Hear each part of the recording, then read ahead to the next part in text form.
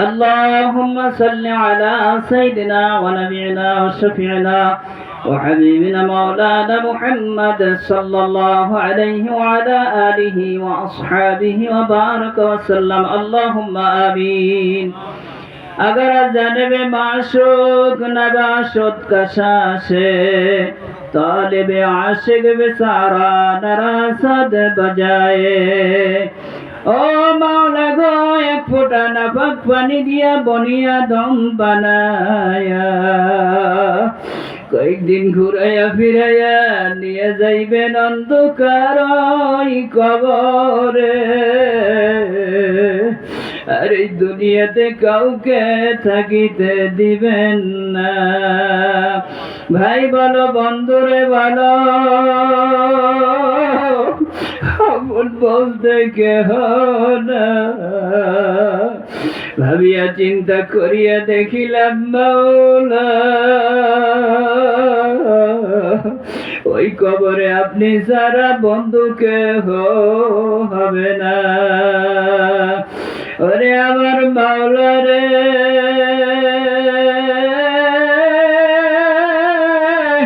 ওরে দয়ার মাসুক রে আল্লাহ বলছিস দিকে তাকায়া দেখো গুনার বোঝা মাথায় দিয়া দেশ বিদেশে ঘুরি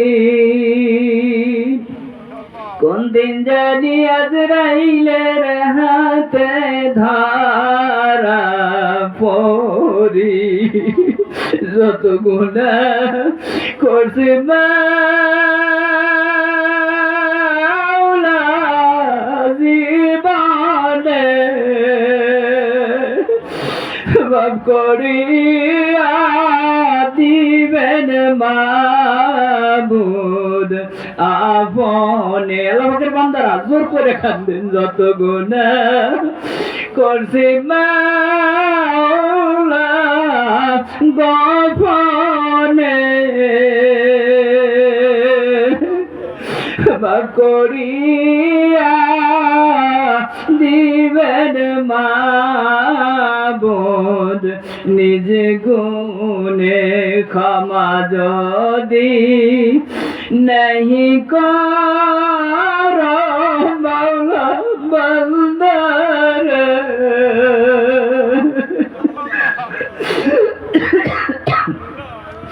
माफा दे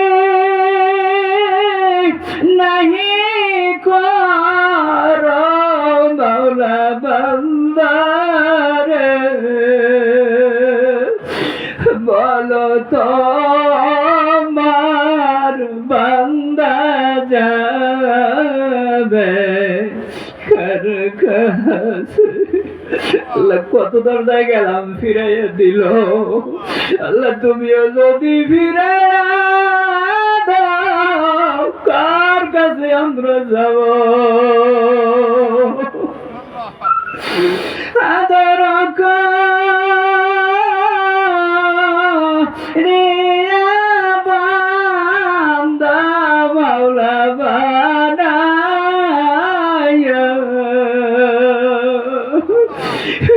রে দিবা জাহান্নামে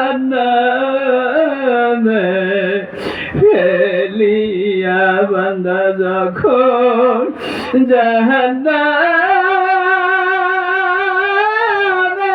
মাওলা জ্বলিবে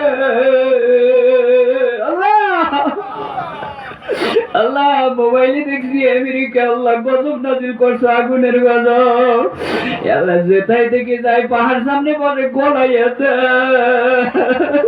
আল্লাহ তোমার জাহান্নামের আগুন নবী বলছে যাইতে 70 থেকে 100 গুণের আগুন, তেজের আগুন। আল্লাহ দুনিয়ার আগুন আগুন সইতে পারি না। আল্লাহ ওই জাহান্নামের আগুন কেমনে সহ্য করবে রে? তোমার ওই জাহান্নামের আগুন সহ্য করার ক্ষমতা দুনিয়ার কোন মানুষের নাই। আদর করিয়া বান্দা মাওলা বানায়া কেমনে দিবা জাহান্নামে হেলিয়া বান্দা যখন জাহান্নামে জ্বলিবে দয়ার মাবুদ কেমনে চায়া দেখিবে। আল্লাহ তাকায় দেখো নন্দী করা আল্লাহ এলাকার মানুষগুলো, যুবকগুলো, দাড়ি সাদা মানুষগুলো কিভাবে কান্দে।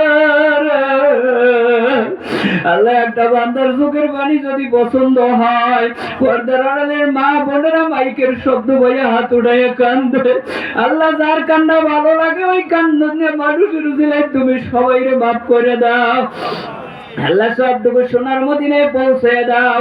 বাবা দেব আলাইহিস সালাম হইতে আসল যত মুসলমান নারী কবরে প্রত্যেকের কবরে কবরে হাতে পৌঁছে দাও। আমরা যারা হাত উঠাইলাম কার বাবা নাই কার মা নাই, তোমার বান্দারা যখন বাড়ি থেকে রওনা হয়ে আসছে ওই কবর থেকে মা ডাক দিছে বাজান জন্দিপাড়া যুব সমাজের উদ্যোগের মাহফিলে যা।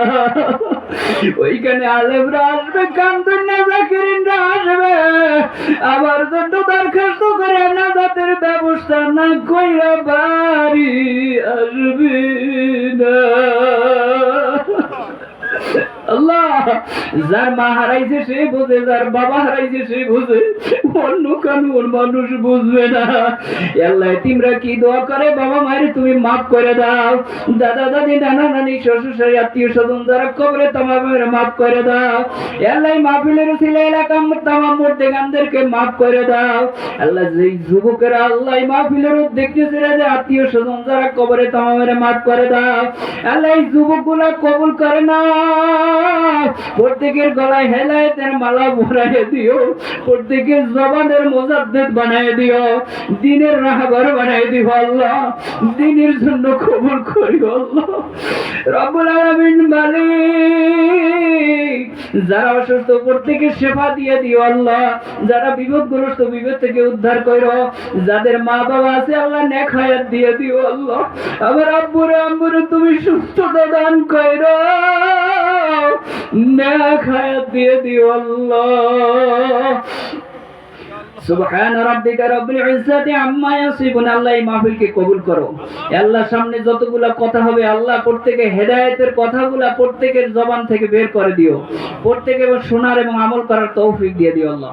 সুবহান রাব্বিকা রব্বিল ইজ্জাতি আম্মা ইয়াসিফুন, সালামুন আলাল মুরসালিন, ওয়াল হামদুলিল্লাহি রাব্বিল আলামিন।